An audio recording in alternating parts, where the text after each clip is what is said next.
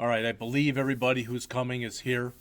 So, first, I gave you a thing on this before, but I tried to set this up so we can finish this book by break.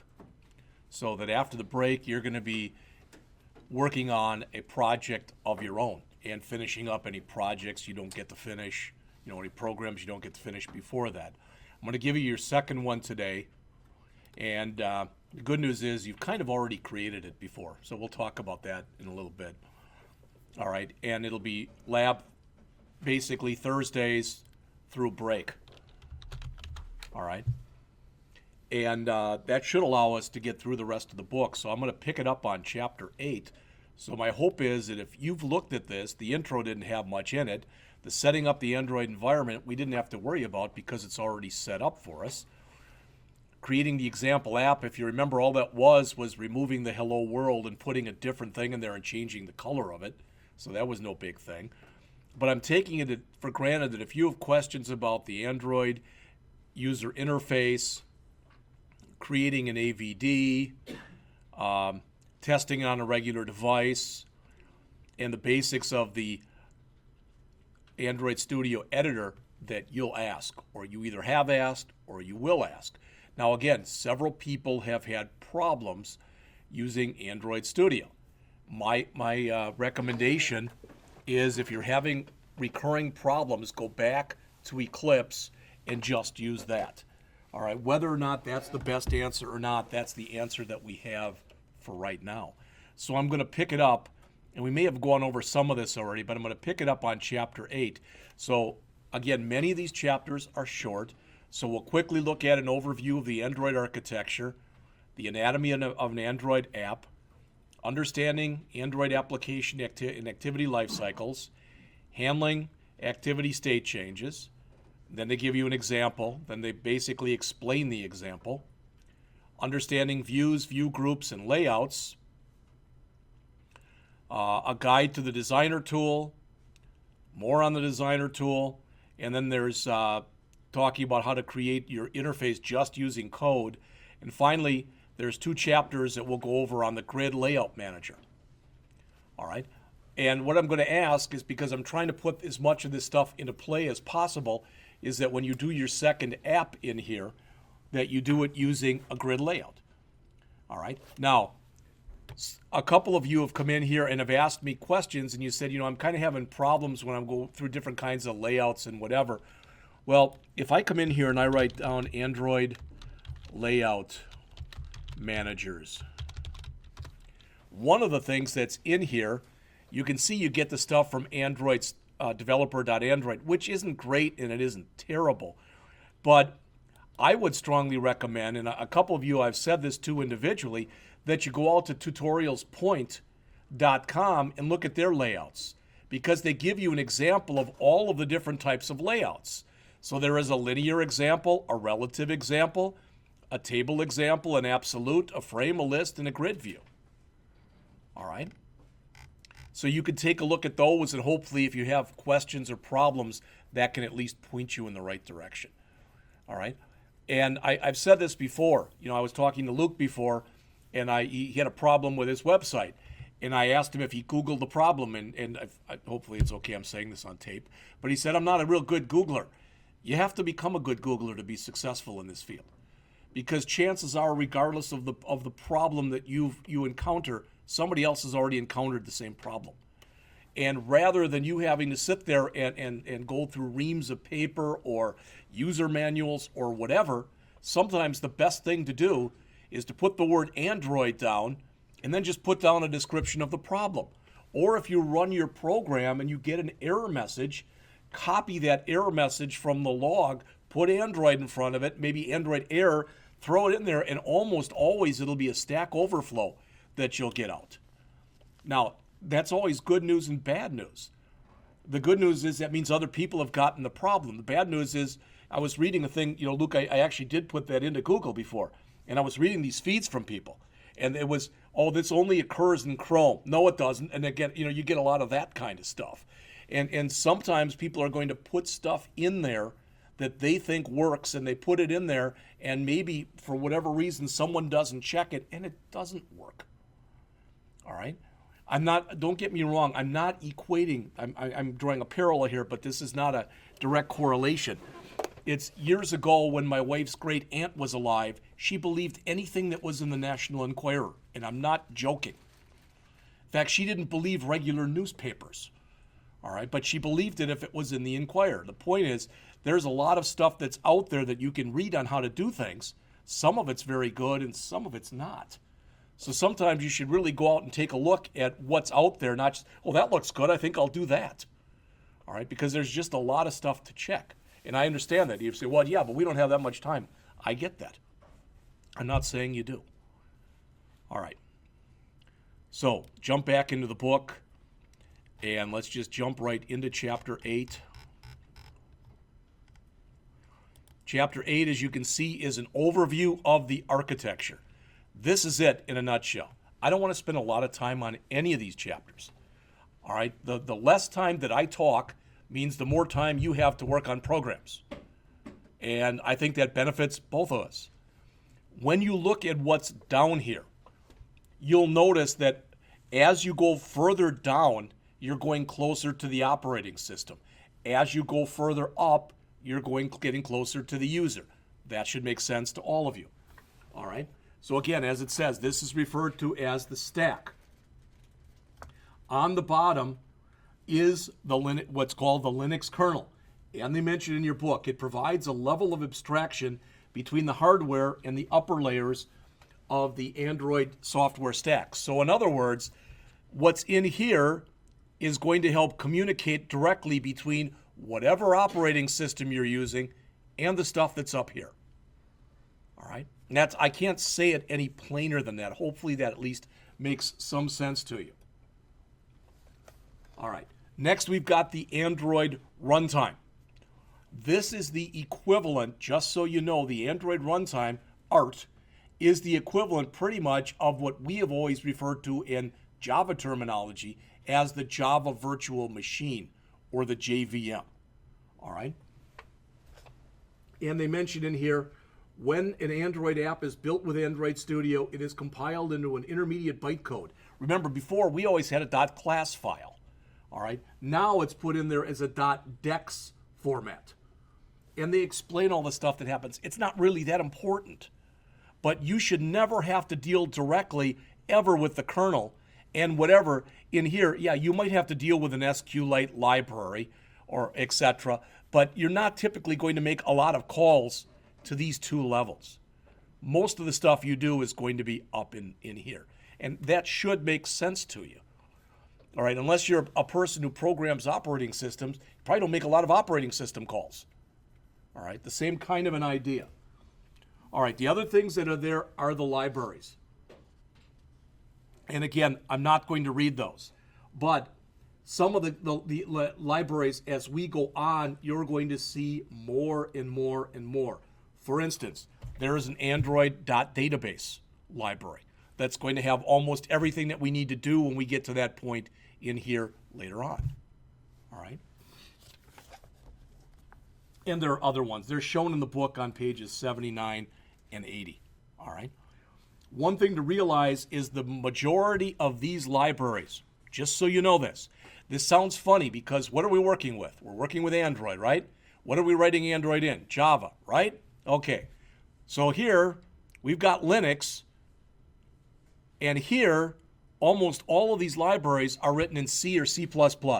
In fact, what you'll find is with most programming languages that incorporate libraries, their library calls will go down to C or to C++, almost always. All right.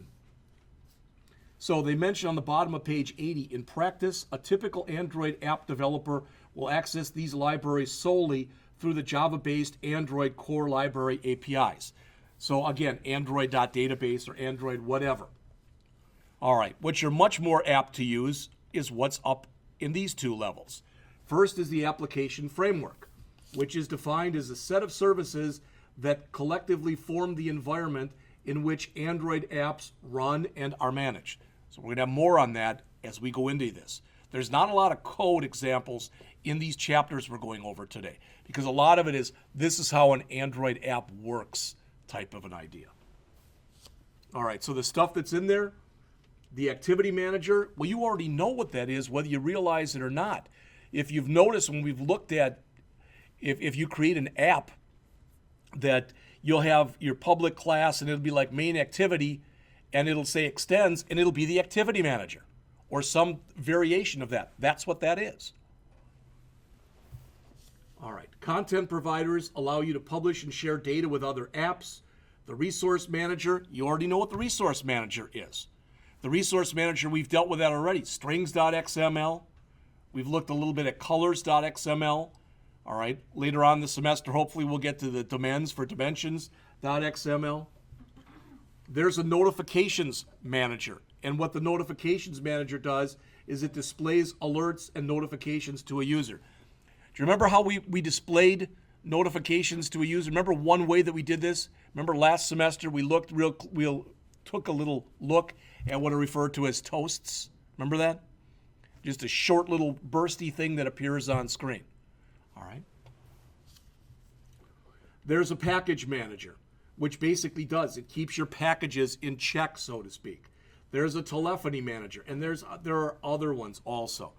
Then at the top, you've got applications. It says these comprise both the native applications provided with a particular Android implementation, for example, the web browser and email apps, and third-party applications installed by the user after purchasing the device, or third-party things that you create yourself and add to your device.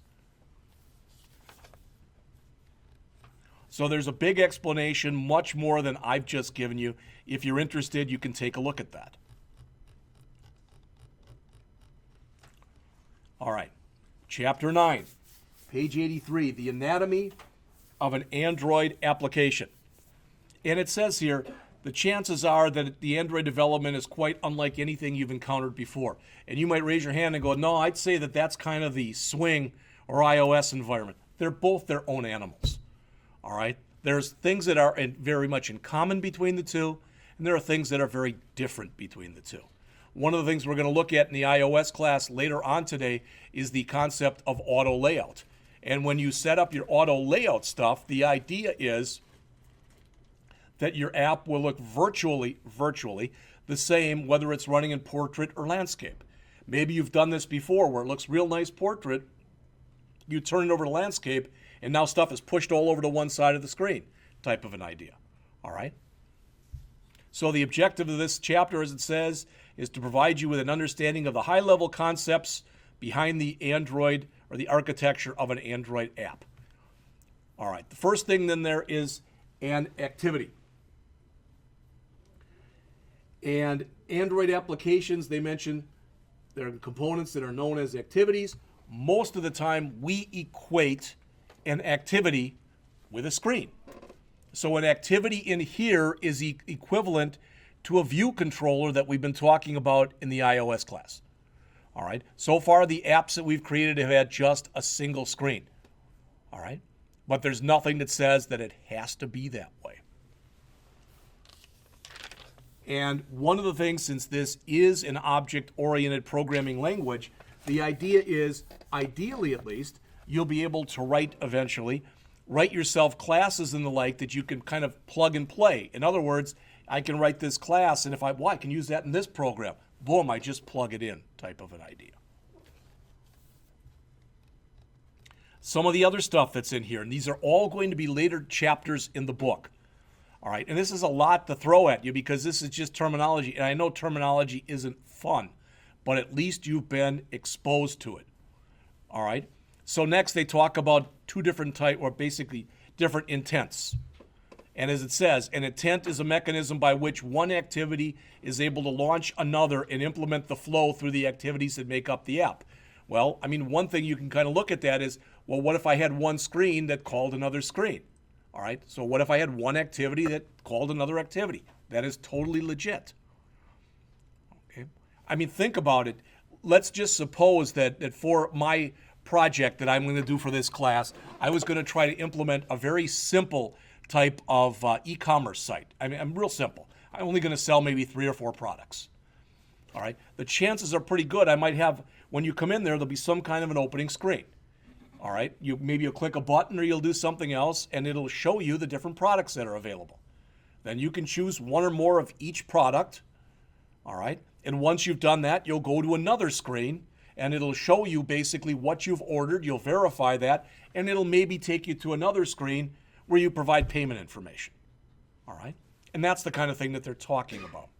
They mention here that when you're working with intents, all right, they can be explicit or implicit. And notice explicit in that they request the launch of a specific activity by referencing the activity by class name, or implicit by stating that either the type of action to be performed of a specific type, what is to be performed. So explicit, for lack of better words, means you do it. You're directly doing it.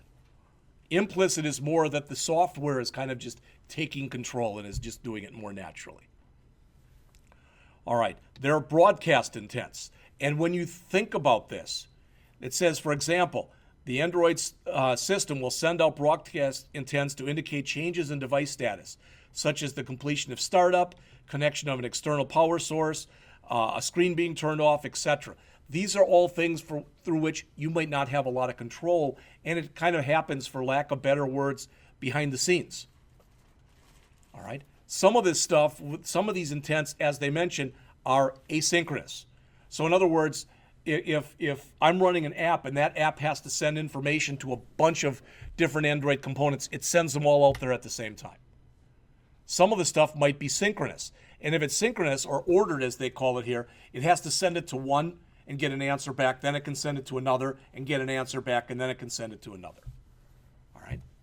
Not only are there broadcast intents, there are broadcast receivers. And as it says, that's how you respond to broadcast intents. Now, you may or may not have heard of this before. I think we talked about this last semester. Most Android apps, once you start them up, if literally something doesn't happen within the first 5 seconds of startup, it puts some kind of a message on there. I can't remember what it is. I was going to say DNR, but that's do not resuscitate.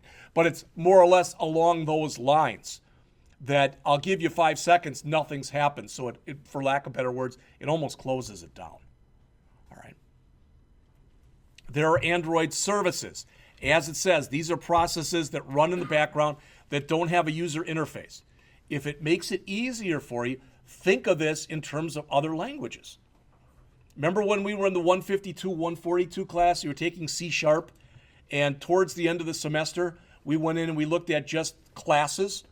And what was a class? A .cs file in there. It was a class file that did not have any user interface. It was just code. That's what these are. They don't need to have any kind of UI to do their job, because they do a lot of stuff behind the scenes. That doesn't mean they're not important. All right, it's just that stuff can happen behind the scenes and you don't have to have any notification. All right, that indeed it's happening. Now notice, services are given a high priority by the Android runtime. The runtime is the key thing in here, because imagine that you've got one of those devices. Maybe one of you have got a device out right now, and maybe you're running your app, but you also have you're also using it and you're surfing the net, and maybe you're playing a game on it, or maybe you're doing something else. All right, you know this because I've said this before, and you probably know it anyway. These devices aren't like using one of these computers here. All right, they've got a battery. All right, they're smaller. They have got less memory, etc. So the runtime is responsible basically for doling out all this stuff and making sure that it stays in sync. And what you're going to see in an upcoming chapter is how this is done. And it does it using a lot like stacks and queues. And we're going to see that in just a minute. There are content providers. As it says, they implement a mechanism for sharing data between applications. That's not that important unless literally you are using multiple applications in the same program. There's the application manifest. Maybe you've looked at that manifest file, maybe you haven't for any of your programs.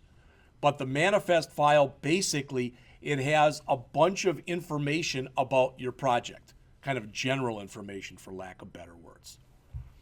The application resources under the res sub, we have talked a little bit about those. We've looked at strings.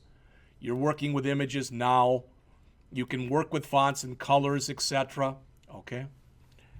And then finally, there's the application context. You know what that is. That's the bad thing that you should never touch. All right, that's that class named R. Okay, and we're going to look at that a little bit more today and in other classes as well.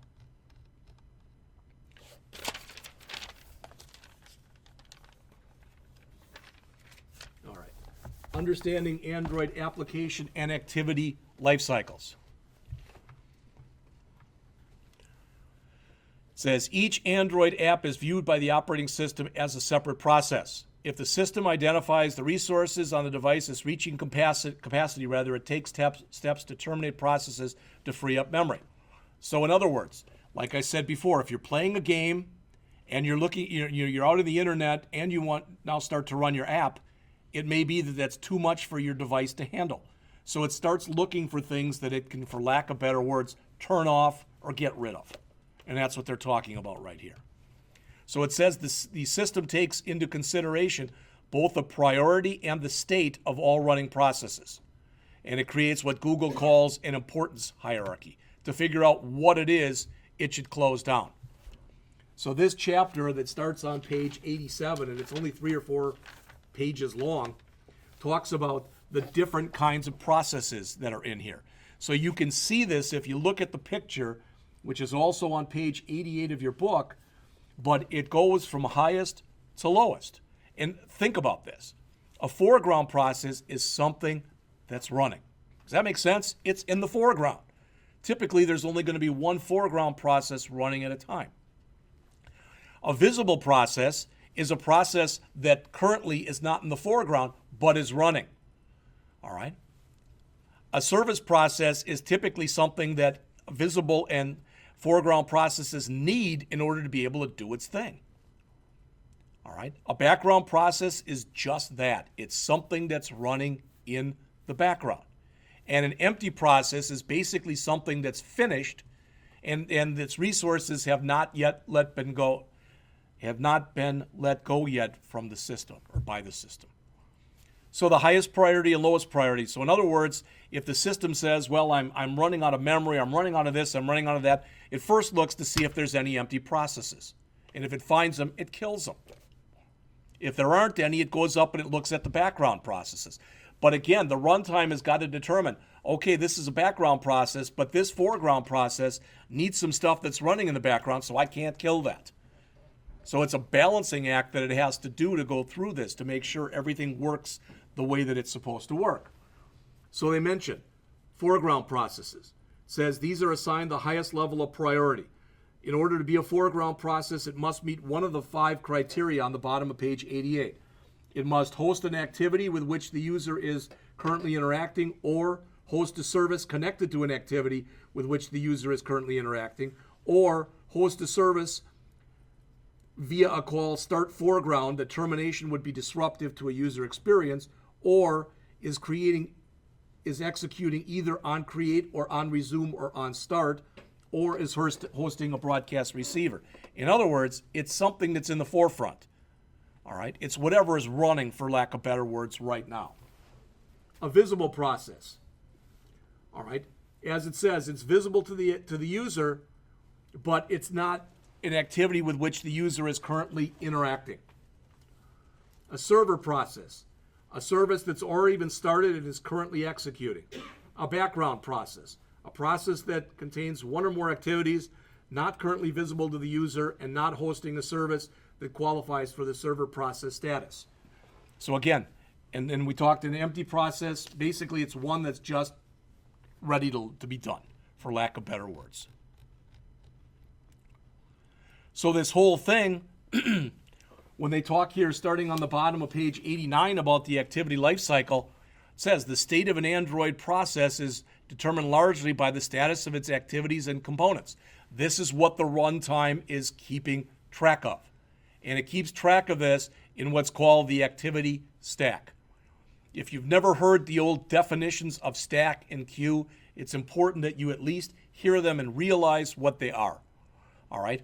The best example, or the one that's kind of a classic example for a stack, is you walk into a cafeteria. There are no trays. out there. All right. The cafeteria worker comes in and he or she pushes down the trays, on that spring thing. Now it's filled. You typically pop off the last one, right? The top one. So the last one that was there is the first one that you use. It's called a LIFO, last in, first out type of structure. And that's what they talk about in here. All right. So they show the activity stack in here as far as what's going. And again, this is what the runtime has to keep track of and say, okay, this is running right now, and this, in order to run, needs maybe something that's in here, so I can't kill that, but boy, this is the oldest thing, and nobody's using that anymore, so I can kill that, etc.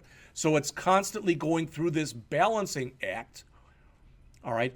Because the idea is, when you think about it, for a long time in computers, we had to get smaller and smaller. I mean, that's my opinion. Everything had to get smaller and smaller. We got to the point where you got so small on your phone that people couldn't do the things they wanted to do. Now they're getting bigger and bigger again. And I made the jokes about the huge pockets that they're making to hold some of these things. All right? But that's what they're talking about in here. So as it says, any new activities get pushed onto the top of the stack when they're started. Since they're on the top, they're the first one that are going to be serviced, for lack of better words. So as you keep pushing stuff on here, this other stuff is going to go down toward the bottom. All right? So the runtime has to have a way to figure out, oh, I don't need that anymore, so I can get rid of it. And that's what this whole thing talks about in here. So they mention the different states, starting on the top of page 91. And as it says, a process can be active and running. So it's at the top of the activity stack. It's got the focus. It's what's happening right now. An activity can be paused. All right? And again, one way that an activity is paused, if you haven't heard this before, is literally when you take and you go from here to here. It has to pause for a second because it has to save everything that it has, and then allow this to take place, and then it has to redraw it again. Stopped, as it says. The activity is not currently visible to the user. All right? It retains all of its state and member app, but it's at higher termination in low memory situations. So the activity manager, basically, the Android runtime, has got to look at all this stuff and say, okay, this is getting too slow. What can I get rid of? All right.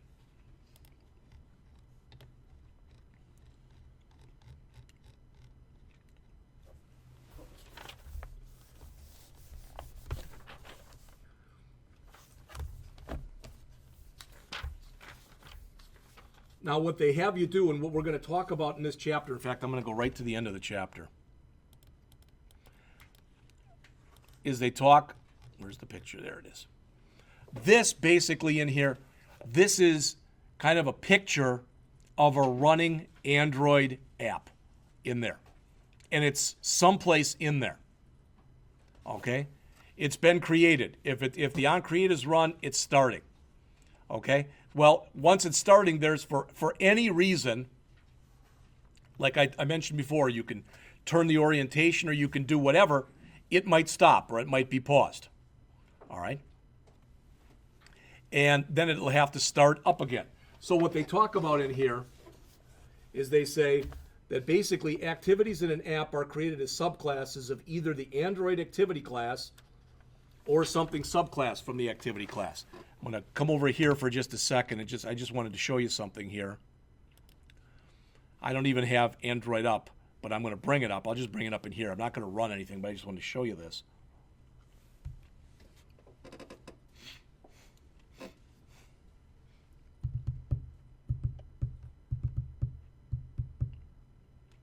I'll let that spin for a second or two. What I want to show you is when we bring this up and you bring up a program, it's going to say public class followed by your class name. You know that already. And then it'll say extends, and it'll be either activity or something with activity in it. All right, that's the main class that they're talking about in here. Now, it might say action bar activity, it might say main activity, it might say something else. What it says is dependent upon what you put up there Remember how we put 16 for the minimum API that we were using? All right, that's going to determine what that is actually extends. Let's see if it came up.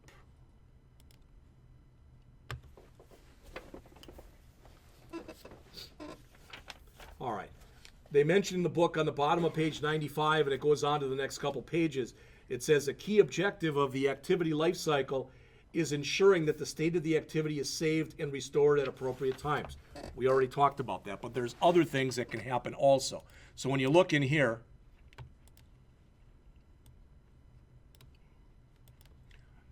that extends activity. So that word, whatever it extends, will be either activity or some subclass of activity. And again, that's good. What the word that's there is going to be predicated or based on what settings we had when we started up the project. So let's go back and in here, look at these, because these on page 97 of the book, they explain what each one of these things are. And again, you don't memorize it, but it's important that you have at least a fundamental understanding of what's going on in here. On create, the method called when the activity is first created. That's typically where your initialization will happen. I kind of equated that to a constructor in Java. It's not exactly the same thing, but it's used in the same kind of way because we don't have a constructor in here. All right. On start, always called immediately after the call to on create or on restart. It indicates that the activity that it's about to become visible to a user. Okay? So if you stop an activity and you have to start it again, you go to restart. You don't go to on create, you go to restart. All right, so it had been stopped. On resume indicates that the activity is now at the top of the activity stack. On pause indicates that a previous activity is about to become the foreground activity. So you're pausing something, and if I'm pausing, you know, what we looked at in that stack before, what's on top, then it's going to move down, and what was below it is going to pop up to the top, for lack of better words. On stop, the activity is no longer visible to the user. On destroy, the activity is about to be destroyed, either voluntarily because it's done, or because you're low on memory or something else. And then they mention on the bottom of 97 and going on to 98, it says there's a couple more that you could have too. On restore instance state, called immediately after a call to on start to show that the activity is restarting from a previous invocation, or on save instances. Again, those have to do with, as we mentioned, when you change state, writing everything back to the system, all right, and then once you've changed your state, then taking that information and writing it back out again. They also mention in here these activity lifetimes. All right. It says an activity will transition through three different states, I guess, during its lifetime, entire lifetime, used to describe everything that takes place from the beginning, it's called on create, to either a call to on destroy or the runtime figures out it's done. Visible lifetime, between on start and on stop. That's when it's going to be visible to the user. And foreground, anything between on resume or on pause where it's not going to be being shown to the user anymore. All right?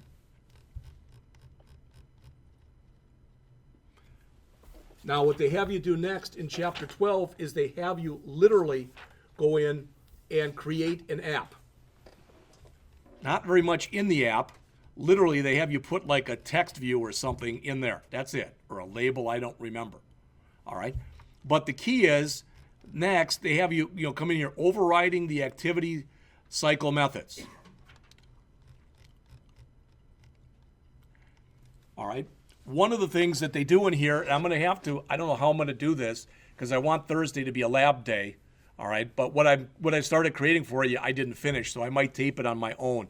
I don't know if I come in here on Thursday, is what they're saying here is we're going to write stuff out to the logs. Everybody know what the log area is? That's your console area that's at the bottom of the screen. All right. If you want to write stuff out to the logs, you have to import android.util.log. All right. And there's different ways that you can log. Don't even worry about this right now. That's not that important. This is what's important. All right. If you're doing a log and you've got an I in there, it means you're logging. It's just information. So, for instance, what they have you do in this program is they have you go in and on every on method that you see in here, you notice they do an override and they have you log this. So the idea is you run your program and it's going to come through here and it's going to look, I don't know if I thought they showed it in here. Here, it'll look something like this. It'll tell you it's going from on create to on start, etc. So all they're doing in there is putting one little widget on the screen, and they're going to every one of these routines that we just talked about on pause, stop, start, resume, pause, etc. And they're logging it. And they're having you do a bunch of stuff just so you can see the progression or the different things that are gone through in here. All right? Sometimes when you start to do this, I think John would agree with this, that when you start writing stuff out to your console area, that sooner or later, I guess, I don't know where it was, but it can get really filled. Okay, so these console areas can fill up real fast, and there can be a lot of stuff in them. So what you can do is when you're going to Logcat, you can put a filter in there. All right, so as it says, edit the filter file. What they do, if you follow the steps in here, is they say they only want you to show in the log the stuff that you've asked to show. All right, and it's like any other kind of filter. All right, just imagine that you had, I don't know, it was CSS, and you said it was only paragraphs. Well, paragraphs, I want those to have a blue background and white text, but nothing else. All right, so then you're filtering out paragraphs. You're doing the same thing here. Then when you run the app, this is what you see. It's just this stuff. All right. Then in chapter 13, we'll take a break right when we get done with this chapter. But in chapter 13, they attempt to go in there and basically explain everything that was happening in here. All right. So he says in this chapter, we extend the example app to demonstrate the steps involved in saving and restoring state when an activity is destroyed and recreated by the runtime system. A key component of this, as it says, is the Android SDK bundle class. Part of the problem with this is there's just so darn much to remember. Nobody can.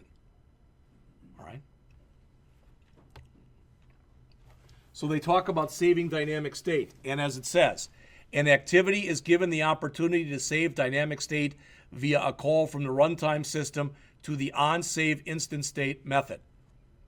Okay, so in other words, if I know what I might do is I might set up my app so that, okay, the tip calculator that we did last semester, I might want to set that up so that if the phone is ringing, all right, then my screen goes away, that it saves any values that I had in there. So when I end my call and my app comes up and starts running again, that stuff is filled in for me. All right, and that's what you'd use things like onSave instant state for.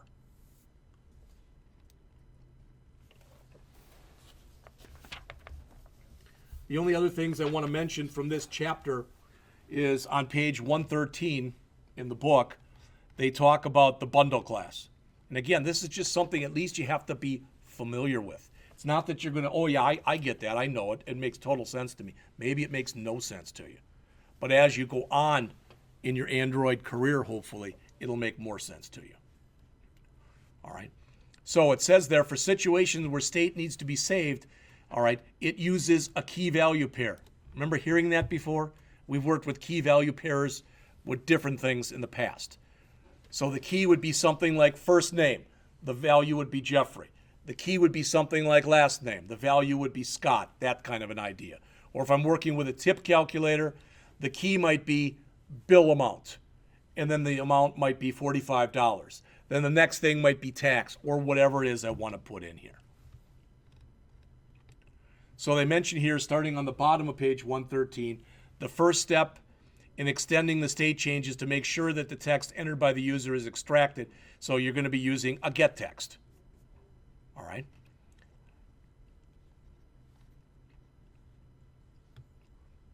I want to make sure that people understand this line. If you get nothing else out of what we talk about today, I would like you to understand that line.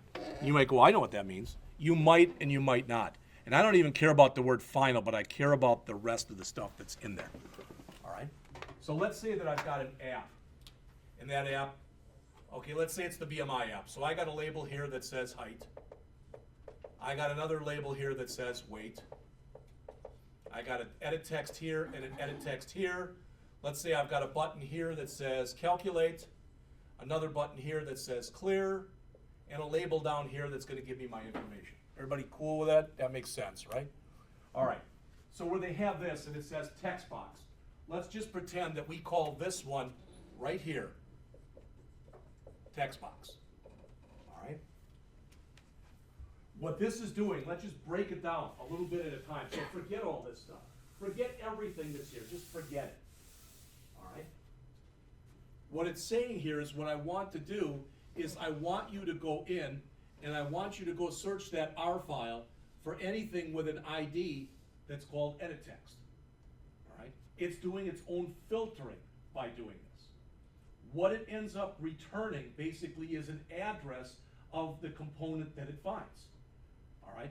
And if you left this off right there, you'd get an error message because you'd be trying to take an address and stuff it into something that's of type edit text. So what we're telling it to do is we're saying, all right, whatever that address is, cast it to type edit text and then copy it over to text box.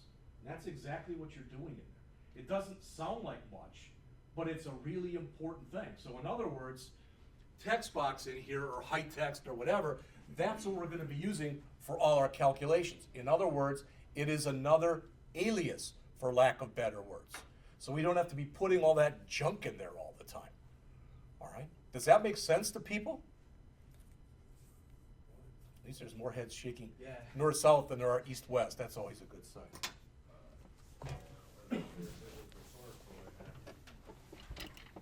All right, and you also by now should understand the difference between get text and set text. You should never, ever, ever, if you call get text, ever have anything within those double quote or those parentheses. You're grabbing something that's already there, or you might be checking to see if something's already there. On the other hand, when you're using set text, there always should be something in there because you're writing something out. And it's the same thing with the accessors and mutators that we dealt with all of our time when we were working in regular Java. We use setters and getters all the time.